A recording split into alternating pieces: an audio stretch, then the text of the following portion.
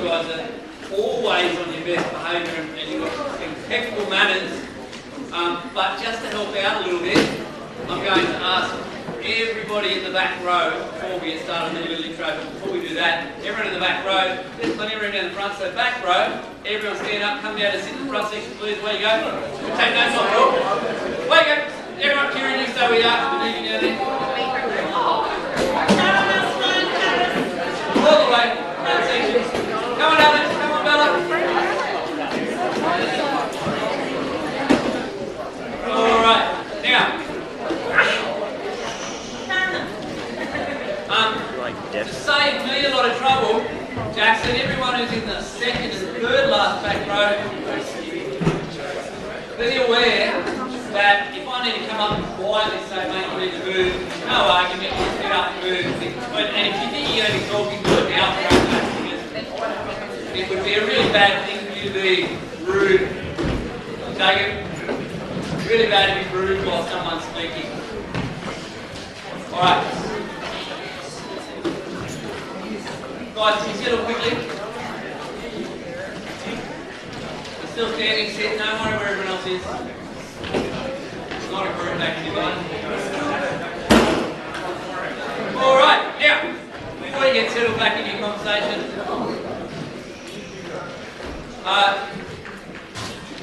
quick introduction, a little bit of background. So, a few years ago when I was lucky enough to go down to Sydney on an in-service, I got to meet some people from JCA Talk Community Aid, and they told me about all the great things I was doing.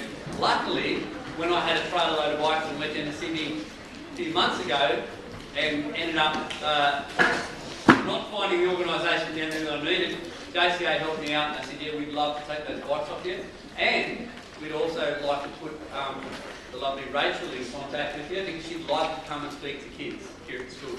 So she's driven all the way from Sydney, and it was really to come and speak to our Year 12 about opportunities for next year if they're living in Sydney to help out doing a gap year, a volunteer year. But we thought, what a great opportunity. All of our Year 10s are doing social justice in their Year 10 unit, and rather than make you get a book out or look online and read about someone doing something, we're going to show you a real person doing something. And so, Rachel San Pedro Loyola has come down, or come up, and is going to speak to you. I want you to give me open-wide attention now. The reason we've asked to have the sheet in front of you, all eyes this way. The reason we asked you to bring this is because we've made an assessment task of it. Once you've done this assessment task, then you don't really have to worry about assessment tasks for the next half year in. Hang on, Jen. But just to remind you, if you haven't had a chance to go through this, one of the things that we asked you to do is provide a quote, and the quote can come from a couple of different places, but it could also come directly from this speech. So you write notes down about what's happening, it'll give you the answers to help you fill out this essay, and you might also write down some things that you think Rachel could say that's important. One last thing. Hands up quietly, but you can put your hand up and still look this way. We're really lucky that Kieran has got the little camera there, he's filming this, and so if there's something that you missed or you want to go back and look, certainly there's a lot of people away today, we will put this talk up on the school Moodle page so that you can have a look at it later, and I'll let everyone here know where that is. This way,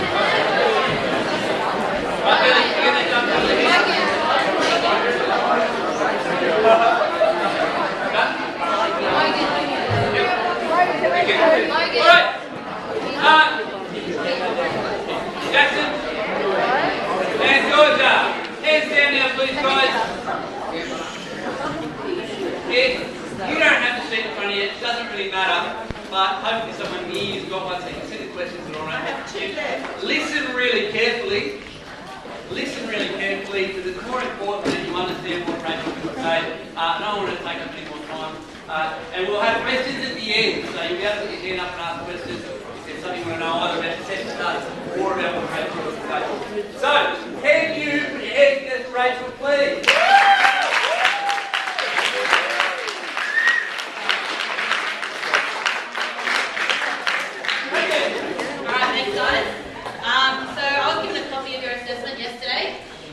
And I went home and did some homework so that you guys could also get full marks. This talk's going to be a little bit different to what I usually do, so if I look down at my notes, please forgive me. So I will answer these questions, but I'll give you a basic background on social justice and injustice as well. So when you think of injustice, what pops to mind? What image pops to mind? Is it those images on Facebook of a small African child malnutritioned in the middle of a desert? Is it women who have been beaten? Children who have been trafficked? Is it a 20-something-year-old teacher who was murdered in Leeton? Is it children, Aboriginal children who are in foster care? Just to give you a bit of stats, Aboriginal children make 2% of all children in Australia, but 1 in 3 children who are in foster care are Aboriginal. Those stats are pretty disgusting, and that is injustice. That's what injustice looks like, both here and overseas. But that's not, what it looks like at all. Like, there's more to that. And when you think of these images, what pops up to mind? Do you feel sad? Do you feel powerless?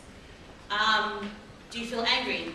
I'm just going to give you some background of where I've come from and how I've got here. I know I got here by driving, but my actual story. So I was born in Australia.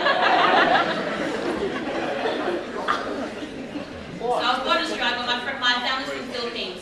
I went to the Philippines for the first time when I was 8 years old. And, coming from Australia, going to the Philippines, we had a little bit of money, so we're a little bit better off than most people there. I came out of a shopping centre and I had a girl come up and approach me. She was a little bit older than me. She was 12 years old. She comes up to me, she goes, Ate. Ate in our language means older sister. Even though she was older than me, she was calling me older sister. She goes, Ate, can you give me money? And I just looked at her, I was confused. Why are you coming up to me and asking me for money? I'm younger than you, I obviously don't have anything, but why are you coming up to me? And my mom, she grabbed my hand, she said, let's go.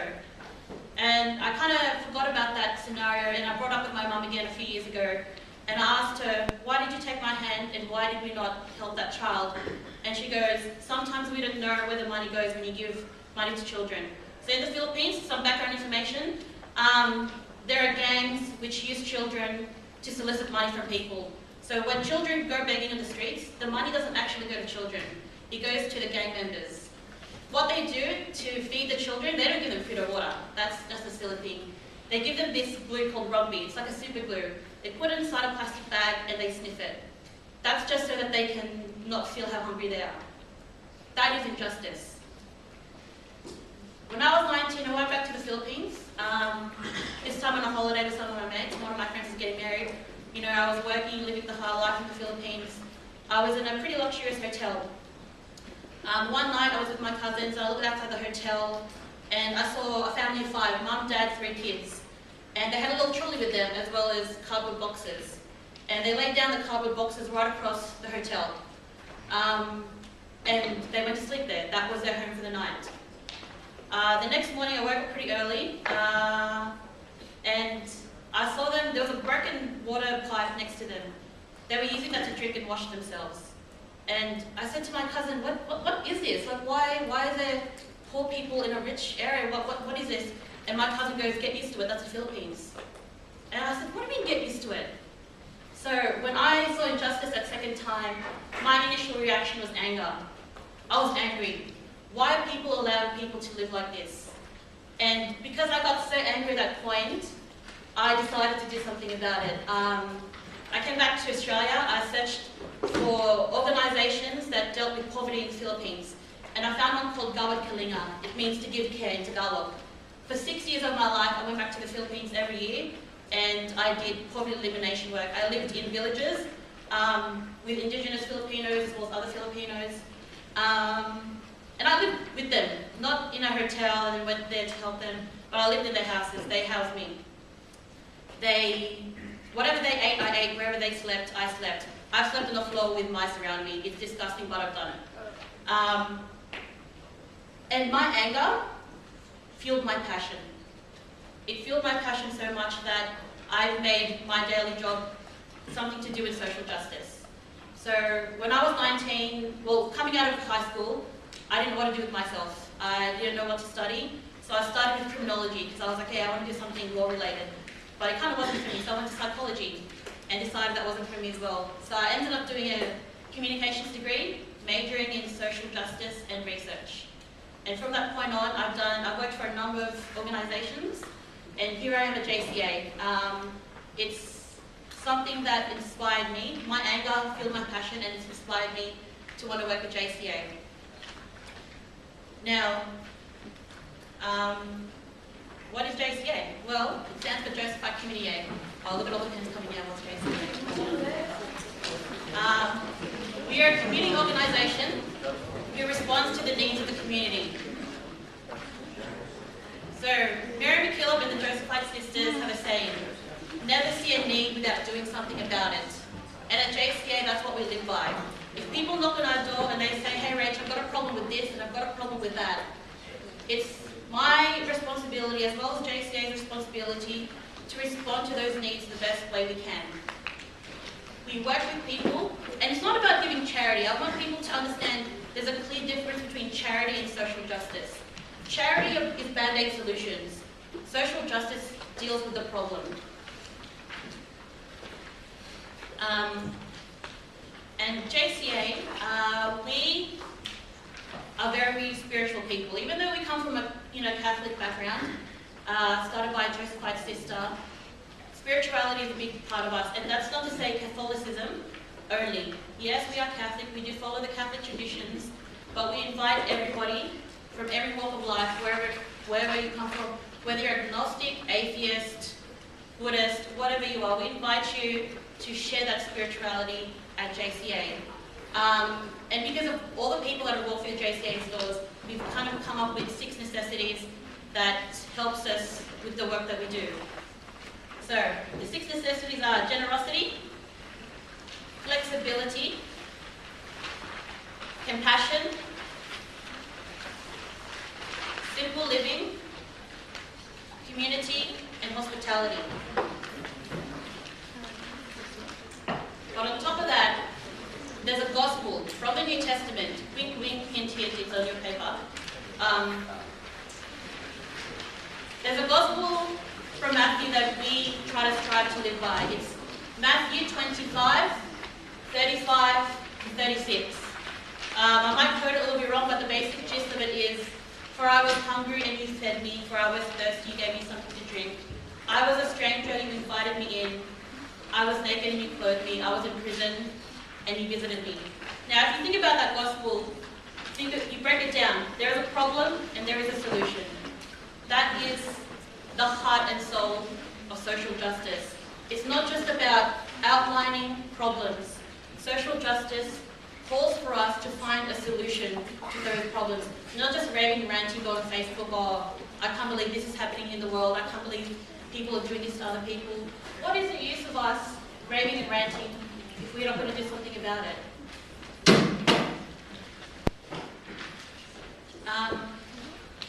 And I guess with social justice, with helping other people, engaging with other people, we look to our ancestors for inspiration. You know, if somebody were to ask you, who inspires you? You guys probably say, my mum, my dad, my grandmother, or my grandpa, someone like that, a sporting legend. These are people in the past, our ancestors before us, who have taken their own journey, but what they've done inspires us. For me, personally, I have 3 people who inspire me in terms of social justice. The first person is St. Francis of Assisi. He has this beautiful quote, "Preach the gospel at all times. Use words if necessary." When people think about preaching, they think about getting a Bible and opening it up and reading and saying, you have to live by this. It's a new age. You don't have to quote the Bible to somebody. It's not going to work that way. But when you go out of your way and help somebody, they're going to remember that. If a refugee comes to Australia and they have no house to live, no food on their table, and you give them a house and you give them food, they're going to remember that. They're not going to remember Matthew 25, 35 to 36. But they're going to remember the actions that you do. The second, Mary McKillop. Now, I love Mary McKillop for many reasons. First and foremost, because she was a pretty ghetto nut. You know, from where I'm from Sydney, I come from a pretty rough place, and Mary McKillop, she did what she had to do. I love that about her. She went out to the margins, she tried to look for problems, and she found solutions. And it's a saying, it's a line that I said previously, but I'm going to repeat it again, because it's a beautiful line. Never see a need without doing something about it. There's a second quote from her that I love as well. Find happiness in making others happy.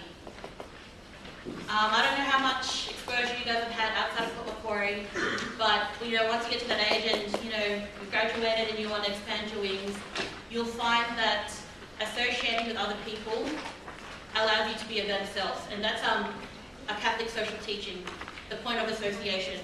When you work well with others, you find your better self. And the third person who inspires me and inspires the whole Catholic world is Pope Francis.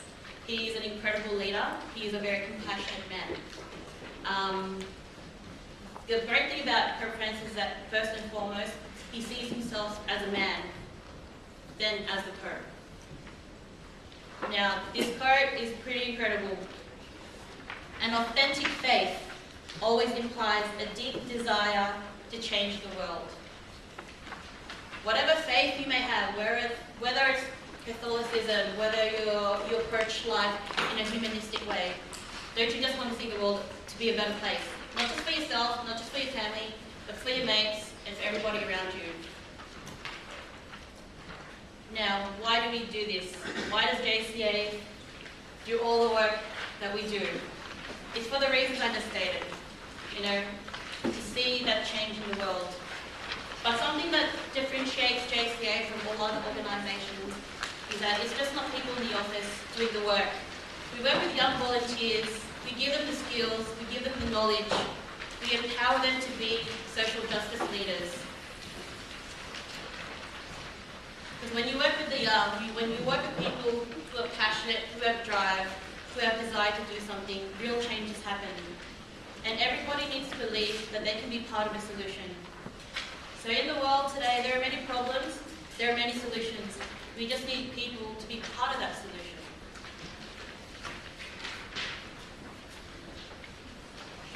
And I don't know if you guys have gone through Catholic social teaching in your curriculum yet.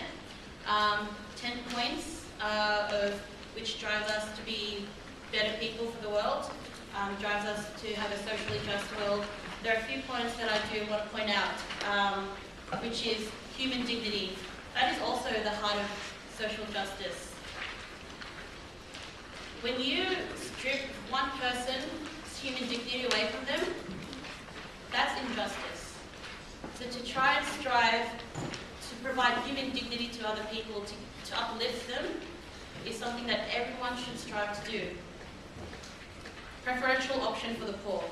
Now, we always talk about an equal world and equal opportunities and things like that. Some people don't have the same opportunities that we have.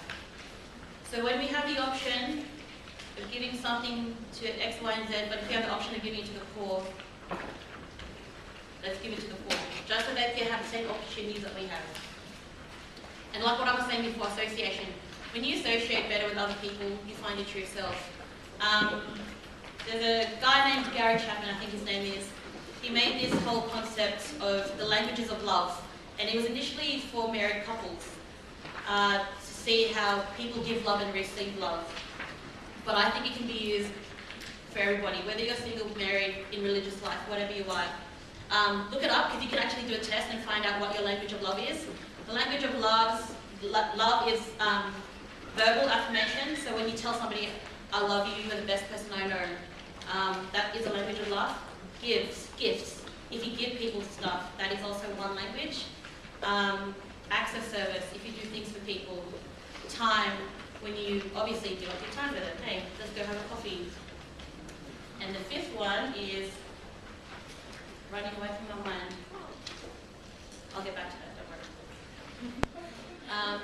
I want to share with you a story from JCA to just further highlight why we do things. So we work with the Sudanese community very closely at JCA. I know a family, mum, dad, 9 kids. They came from Sudan, war-torn country. The mother, she saw her husband get killed in front of her, and so did her children. The father, same thing. His wife was murdered in front of him. Now, they had no opportunity to stay there and mourn. What those two did, they grabbed their children and fled. They ran. And praise God that they found safety in Australia. But I want you to think about the trauma that these two have to go through, as well as their children. They saw their parent get murdered in front of them. They come to this new country, they don't have a house, they don't know anybody, they don't know the language. How do you get around when you don't know how to navigate the system? That's where JCA comes into play. We see the need, we find a solution. If you don't have a house, we'll help you. You don't have food on your table, what do you need for food? You need employment. We'll help you get the skills to get employment. You don't have the capacity to teach your children, we have capacity to teach your children. We'll help you do that. So it's all bringing it back to what Mary McKillop said. Never see a need without doing something about it. Now another one. I've been working with this Pakistani family for the last year. They're very close to my heart. Most beautiful family I've ever met. The father, he was a pretty successful guy in terms of, he had a lot of financial capital. He's worked overseas and then he came back to Pakistan. He's a Shiite Muslim.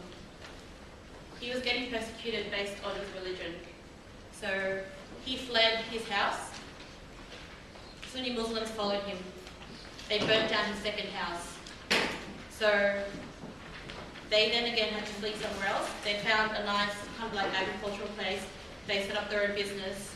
They found him again. When they tried to flee, the father was shot. He didn't die, because obviously, you know, I've been working with him. Praise God for that. But he was shot, and the kids saw that, the wife saw that. The children up to now still have nightmares. I talk to the young boy probably 3 times a week. They come to the office a lot. And he tells me how much trouble he has sleeping at night. There was one time he was crying out loud because he wanted water, and his mum said, "Why didn't you get water?" He goes, "I'm too afraid to go out by myself." And not go out of the house, out of his room into the kitchen. Because he's afraid of what would happen to him because of what he saw happen to his father. Now when they arrived in Australia, they were picked up at the airport by a random taxi driver who said, "What's your story?" They told him the story. And the taxi driver said, I'll give you a house to live in. Sounds great, right? Wasn't. Instead of actually protecting them, that taxi driver exploited this family. They made them live in one small room. They made them do a number of strange jobs. The kids were frightened of this taxi driver. The taxi driver, without giving away too much, tried to have things happen with the wife. And we learned of this story. We found out where they were living, and we grabbed them, we took them. And our volunteer house at the time was empty, so we grabbed that family and placed them there straight away for their own safety. They came to Australia thinking that they had fled persecution, but when they arrived, it just continued. What were their needs? They needed housing, they needed counselling, they needed friendship. That's something that JCA is really good at. We're expert friends.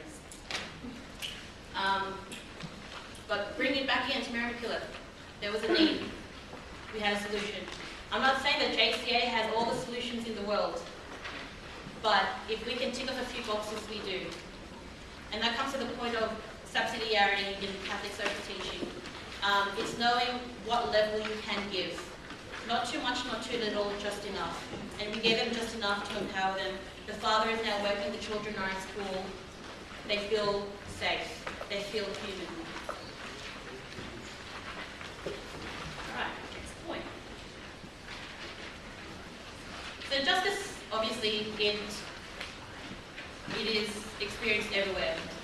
Just because you don't see it, it doesn't mean it doesn't exist. From where I come from in Sydney, it's hard to hide from injustice. You know, homelessness is there. 3 suburbs away from me, they have an ice epidemic. Not ice as in like frozen water, but the drug ice. Unemployment is a big thing for youth. These are things that, you know, we're trying to help with at a macro level. But last night I did some research about Port Macquarie and what social issues you guys are facing.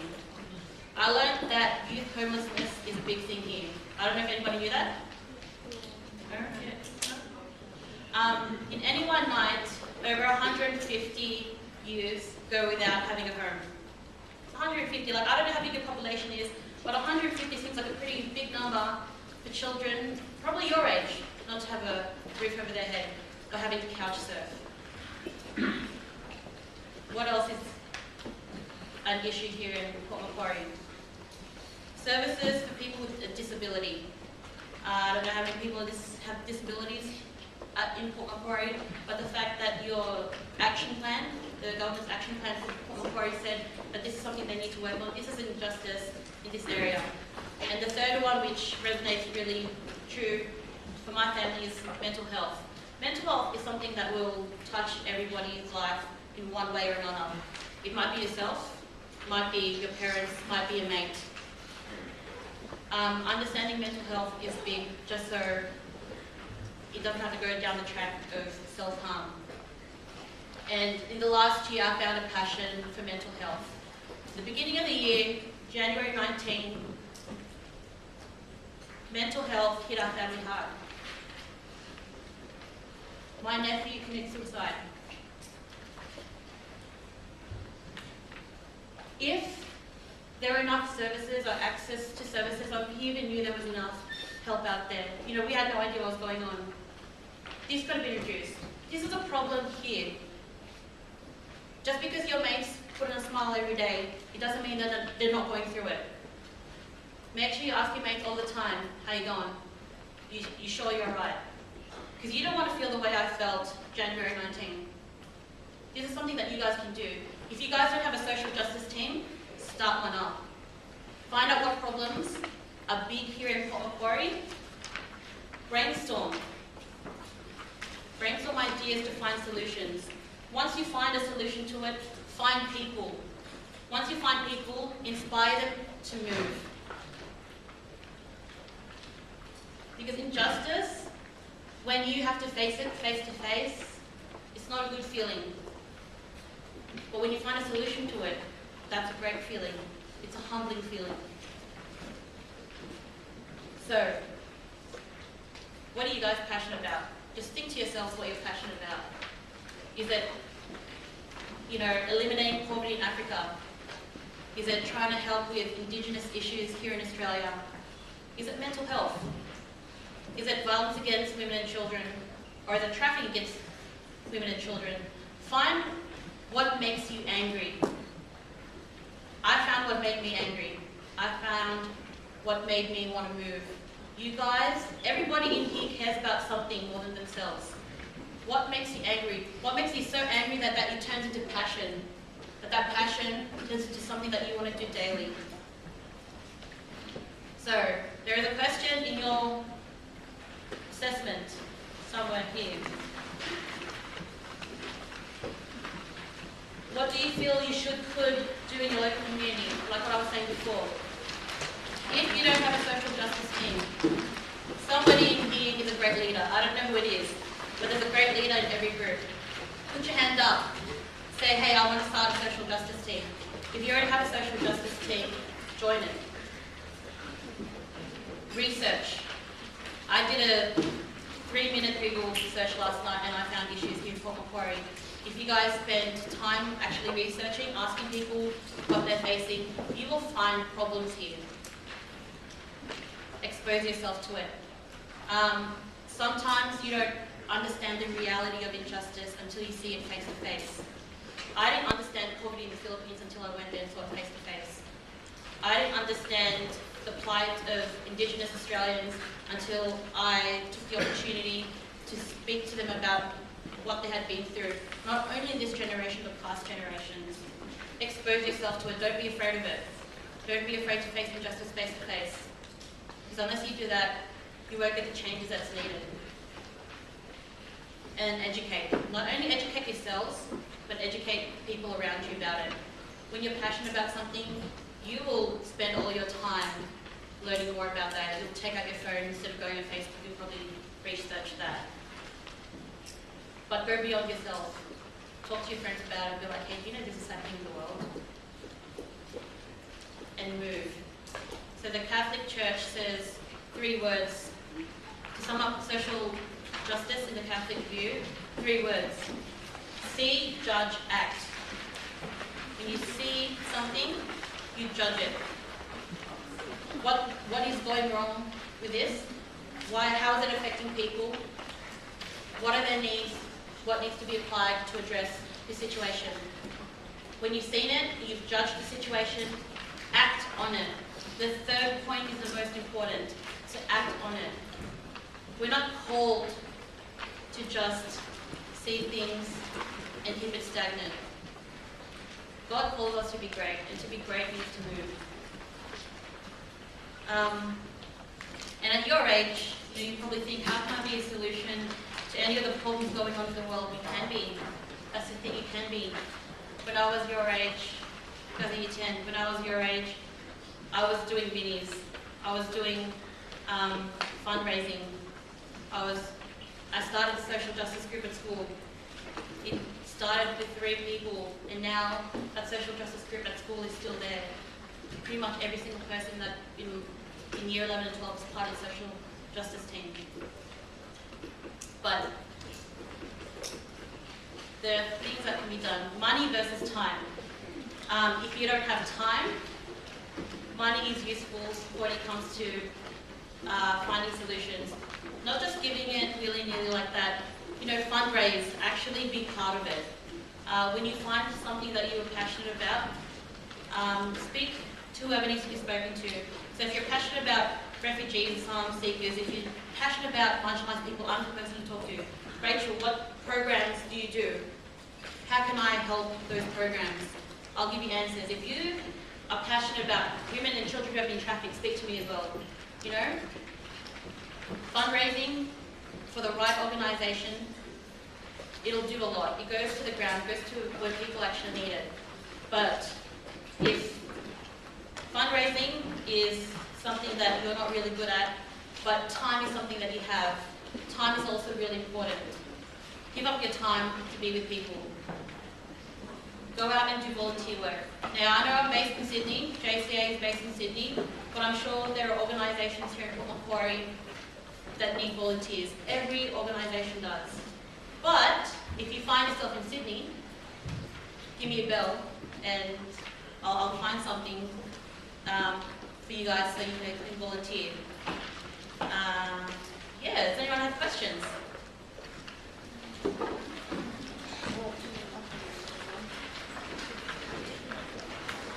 Yeah. Do you work as a volunteer or do they employees? No, I'm employed. Yeah. What were the 6 necessities that you said? 6 necessities. Let's go back to that. Generosity. Everyone get it on? Yep. Flexibility. Yep. Compassion.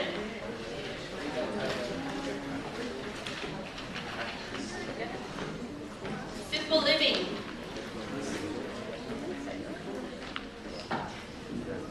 Community. That's the right. And hospitality.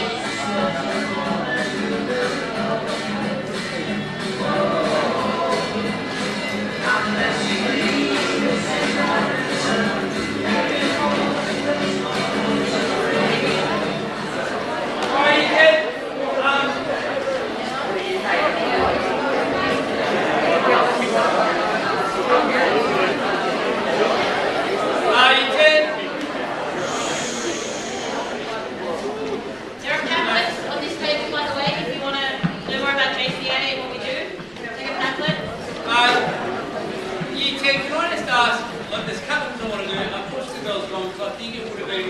going to ask Rachel a little bit more about what the organisation do, because I'm actually really interested. I know we've got a bit of an outline about it.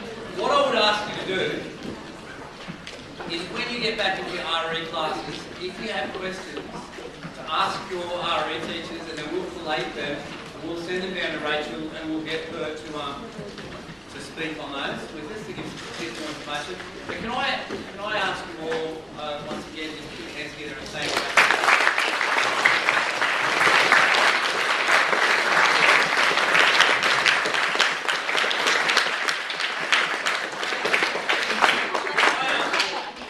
We also have a small gift for Rachel, but I honestly think that if we asked her, that she would say that the best gift that we could do, Kieran, was to tell her later on that because of this talk, some of you had a little bit of a look inward and thought about what it is that you want to do, what you want to do to make the world a better place. That would be a huge gift. Anyone? Mrs. Gilbert? And perfect opportunity to do that.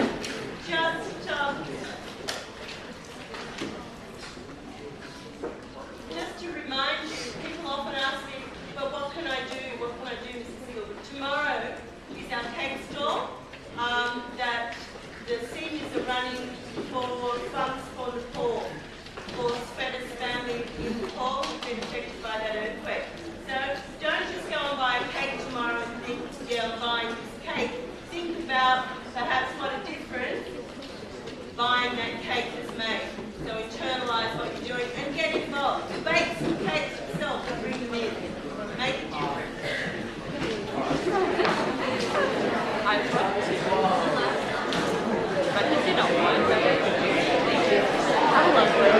Alright, you can chairs down.